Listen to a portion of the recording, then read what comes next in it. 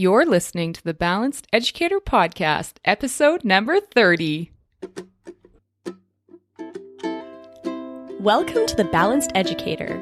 We're your hosts, Kaylee and Josiane from EduCalm. Our intention is to equip and empower you to feel more calm, balanced, and joyful in all aspects of your life.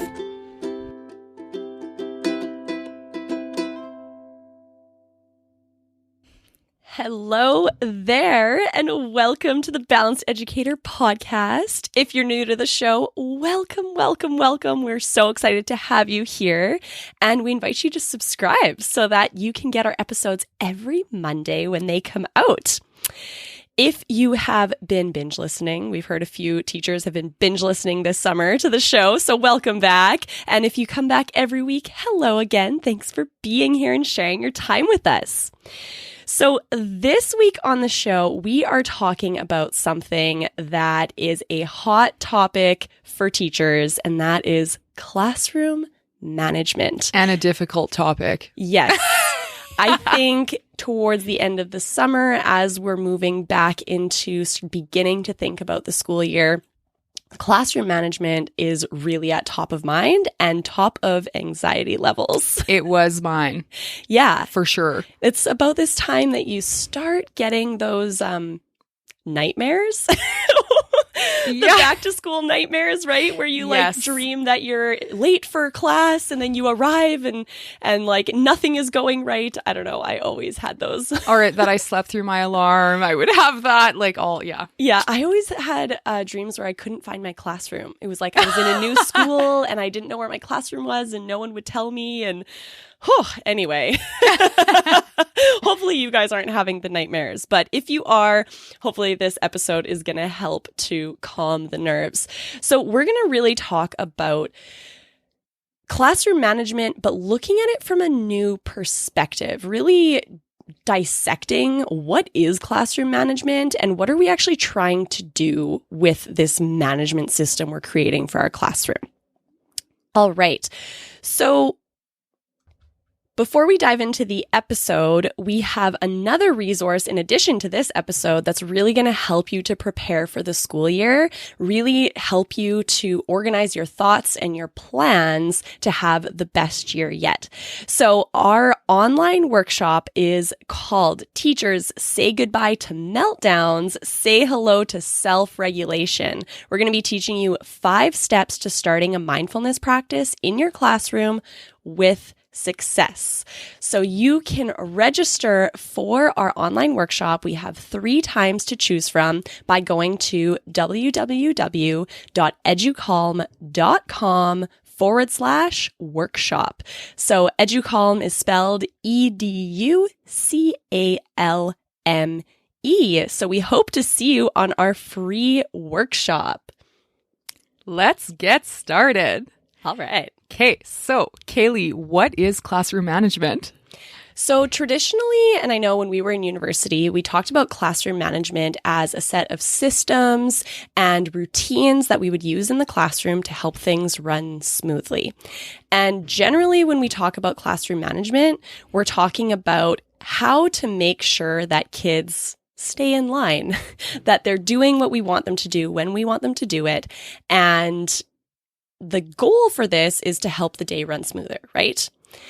But I think that when we're talking about classroom management and using those words, we're really viewing managing our students as kind of the old school version where it's sit in your desk, spot. Your spot, quietly, listen, don't disturb, work hard. Be on task. Don't talk to the person next to you. Just be in your own little world. No collaboration. Yeah. Okay. And is that the reality of today's classroom? I don't think so. I don't think so at all. It's really changing in the classroom these days because we're getting a much better understanding of what it requires, what students require to be able to learn.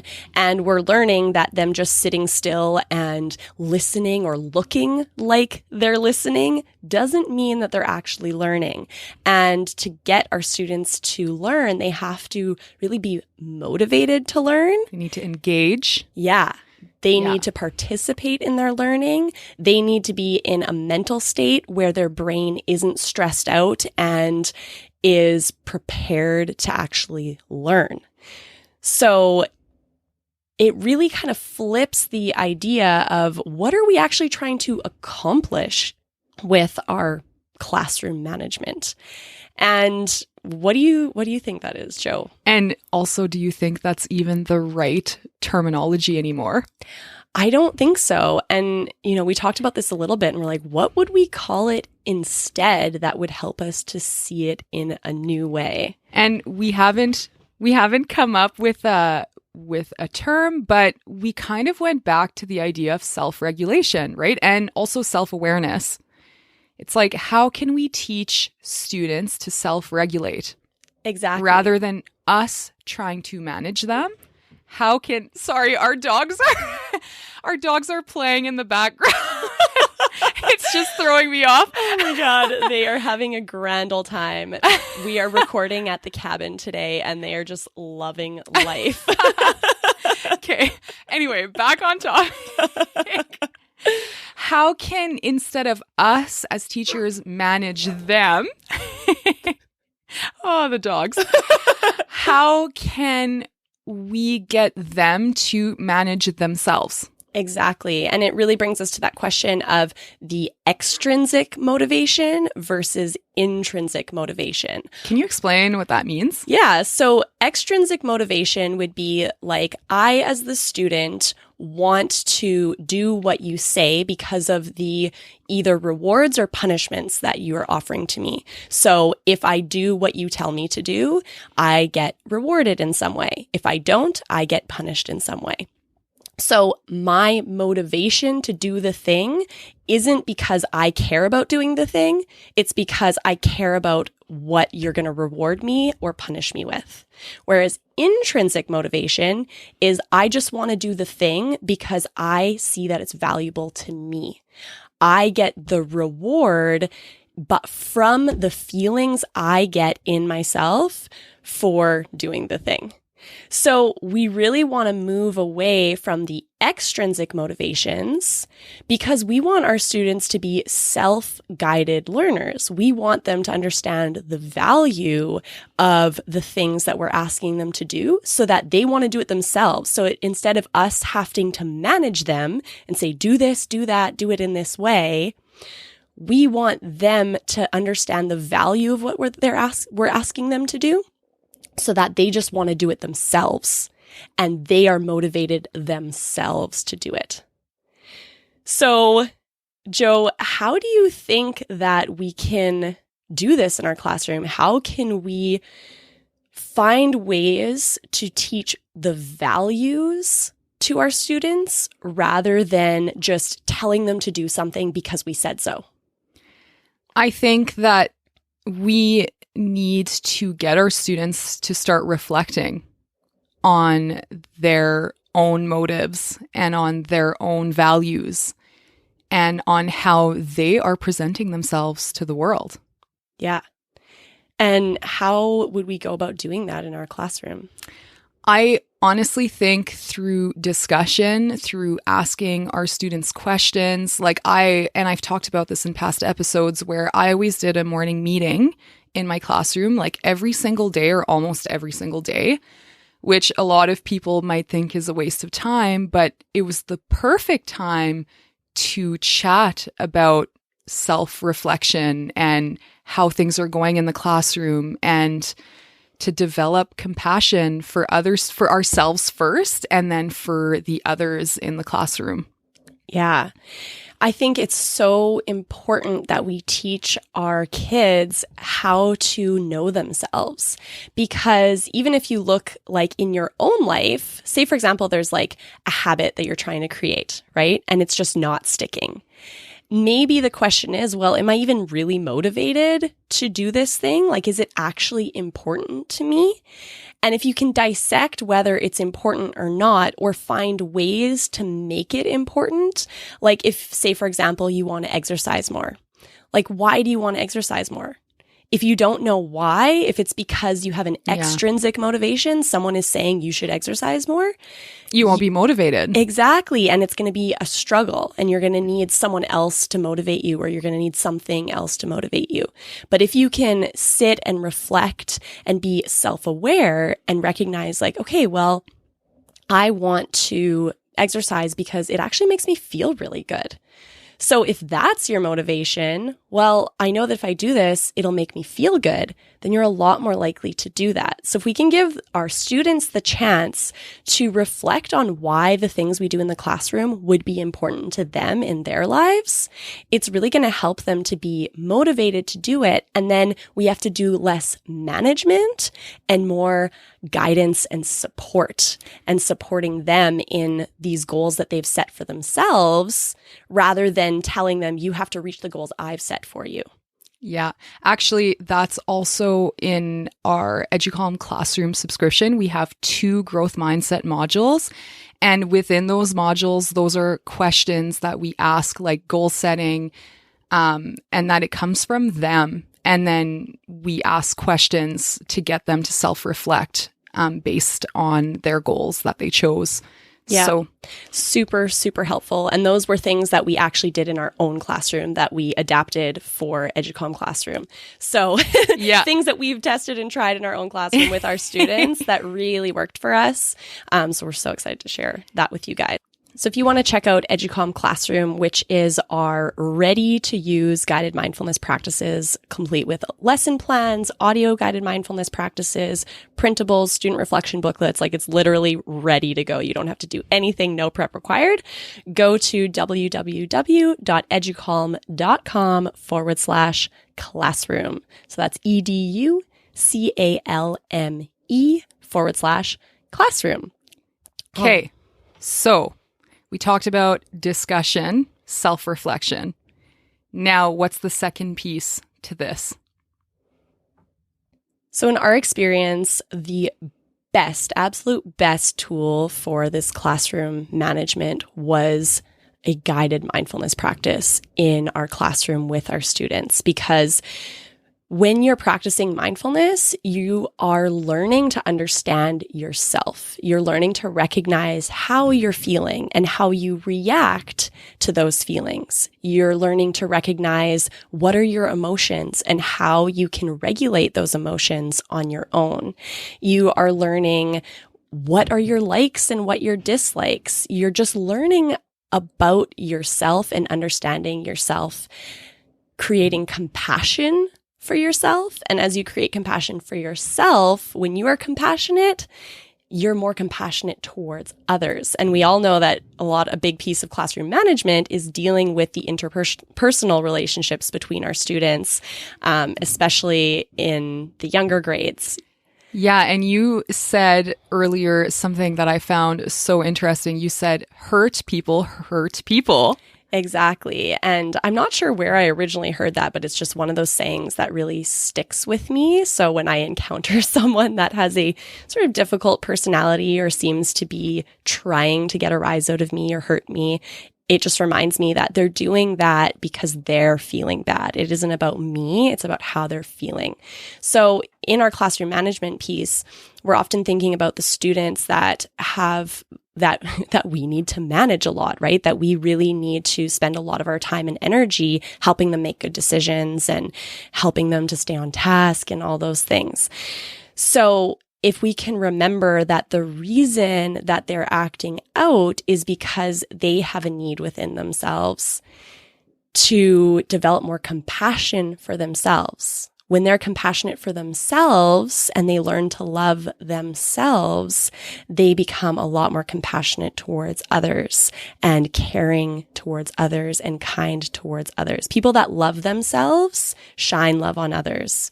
People that are hurt others.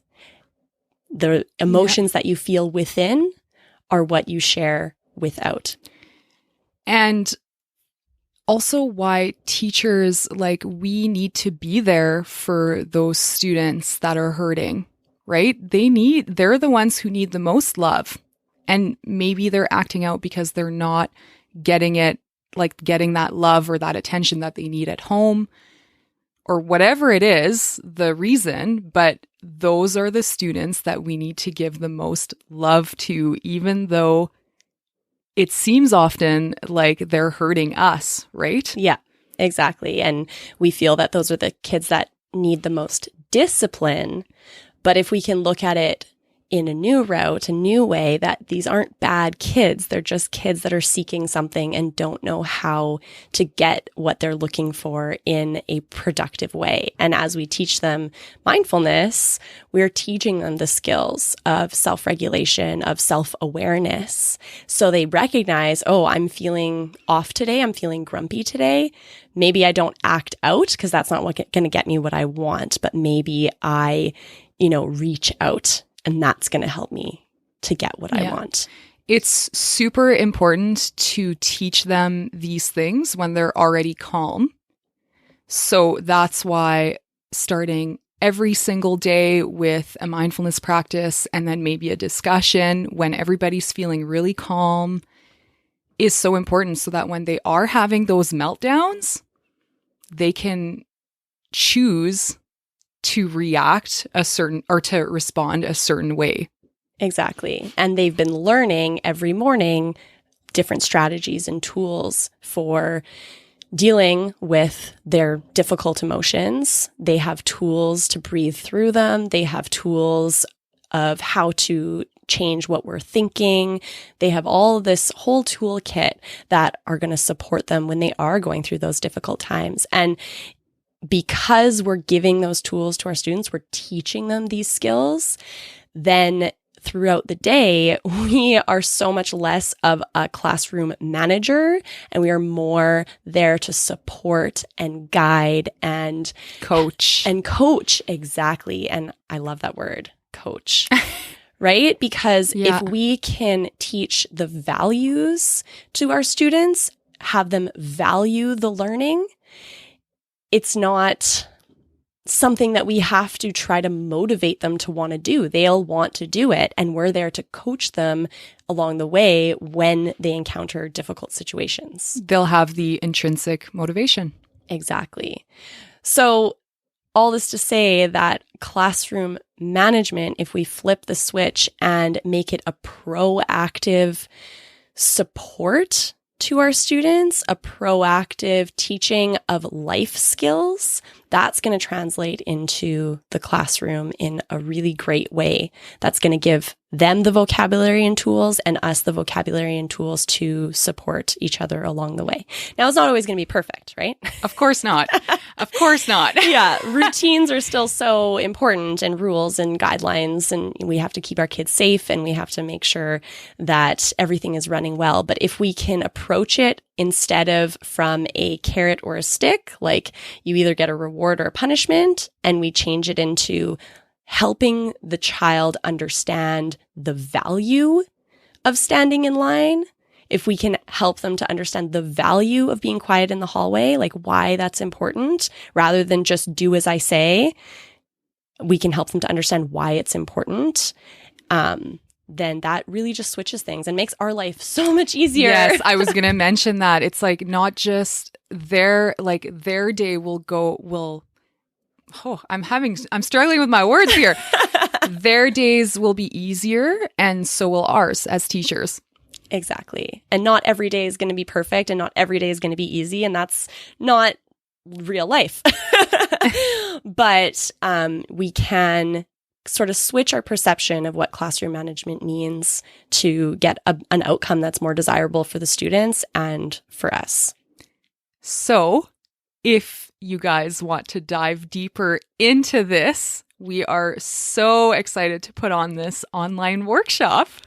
Yeah, we're going to be talking about the exact steps to take to start a mindfulness practice in your classroom. And we're also going to be giving you some freebies that'll really help you to get started here. So for a lot of us, a big struggle or hurdle to getting started with a classroom mindfulness practice is actually like, okay, how do I talk to my administrator? How do I get them on board? How do I talk to the parents? And how do I make sure that parents are okay with having this practice in the classroom? So we're going to be making all free resources for you when you come to that workshop, so that that's all created for you and ready to go, and will really make the start of your school year run smoothly and help you to create this amazing habit and skill and toolkit for more self-regulation, which is going to translate into an easier and more simple classroom management.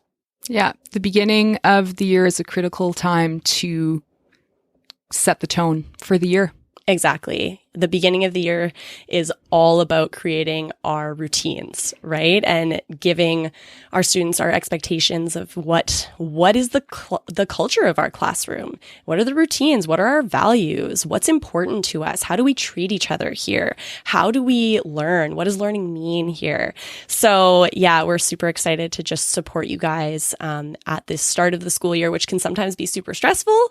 So we just want to make it easier for you. Yeah. So if you'd like to join us on the workshop, what are the dates for the workshop, Jo? The first one will be on August 29th at noon, and that's Central Time. And then we'll have a second one at 7 p.m. Central Time, just to accommodate if you can make it in the afternoon or the evening. And then we'll also put a third one on September 6th at 7 p.m. Central Time. Yeah, so a few different times to choose from.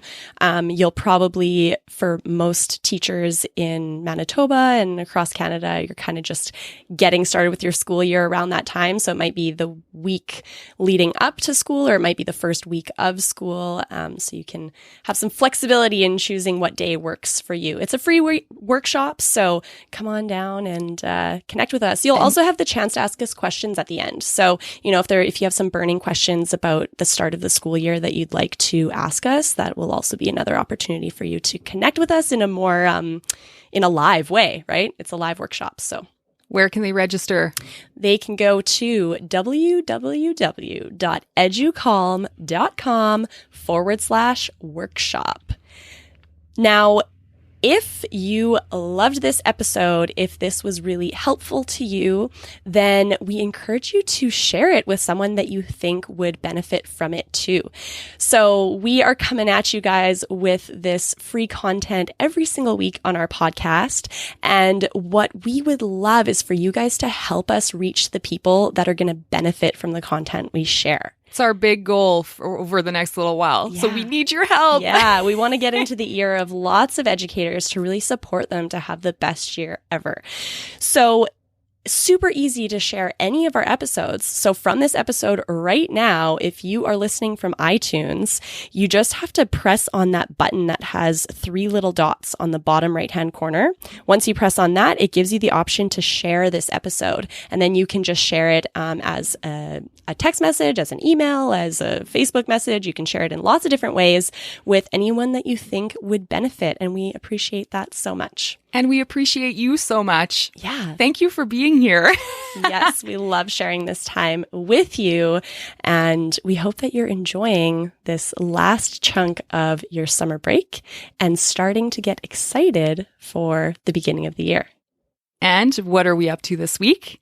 So this week at EduCalm, we are teaching our EduCalm teacher online course, which is super fun. We are talking about gratitude, creating healthy habits, and exactly how to create habits. So I always love talking about the science and what's actually happening in our brain as we're doing these things. So last week we talked about how to create habits and leveraging our understanding of how the brain creates habits to actually instill these good habits throughout the year. And then this week, we are going to be talking about how thoughts create emotions and really diving deep into the mind-body connection. It's going to be awesome. Yeah, so fun. Yeah. We're also working on a secret project. Yes. Ooh, so excited to share this one with you guys soon. Yes. We're working with someone that is a huge mentor to us that we've learned a lot from and got this really fun opportunity. So more info to come. Yeah, exactly. Really fun. And then of course we're always working more on our EduCom classroom materials. Our goal is that by about mid-year this school year, we're going to have more than a year's worth of content in EduCom classroom for you guys. Yeah, we're on our way there already. We have close. eight months worth already. Yeah. So we're going to get up to 12 months worth and beyond. Okay. So thank you so much for being here and for coming in to listen. We will see you again or hear you again, talk to you again. We never know what to say. Next week on the Balanced Educator Podcast.